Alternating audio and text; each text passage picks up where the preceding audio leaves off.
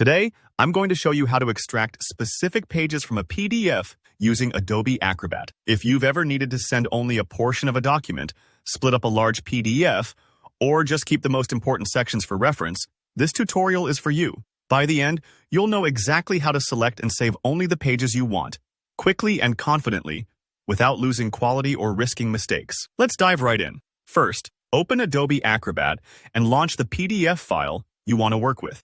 You can do this by opening Acrobat, clicking File, then Open, and choosing your document from your computer. Take a moment here to check that you have the correct PDF. Sometimes it's easy to open the wrong one, especially if you have multiple files with similar names. Now, look over to the right-hand panel and find the All Tools section. Click on it, and then select Organize Pages. This is the toolkit inside Acrobat designed specifically for working with the structure of your PDF. When you're in the Organize Pages view, you'll notice thumbnails of every single page in the document. These thumbnails are super handy.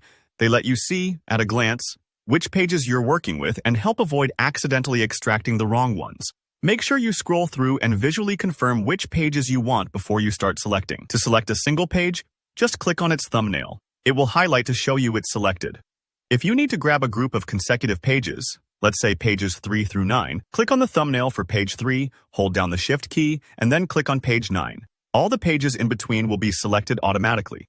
This is a big time saver compared to clicking each one individually, but sometimes you only need a few scattered pages, maybe for a project or a report. Here's where you'll use the Ctrl key on Windows or CMD on a Mac. Click the first page you want, then hold down Ctrl or CMD, and keep clicking the other pages you want to grab. Don't worry if you accidentally click the wrong one. Just click it again to deselect. Once you have all your pages selected, look for the Extract button. It should be visible at the top of the interface or within the Organize Pages panel. Give it a click. Acrobat will create a new PDF containing just the pages you chose. Sometimes this process takes a few seconds, especially for bigger files, so don't panic if it looks like it's loading. Now you've got a new PDF, but you still need to save it. Go up to File, then select Save As. Enter a new name, something clear and relevant so you'll recognize it later, and choose where you want to save it on your computer. This step is crucial. If you forget to save, those extracted pages could be lost once you close Acrobat. And that's it. With just a few clicks, you've taken control of your PDF.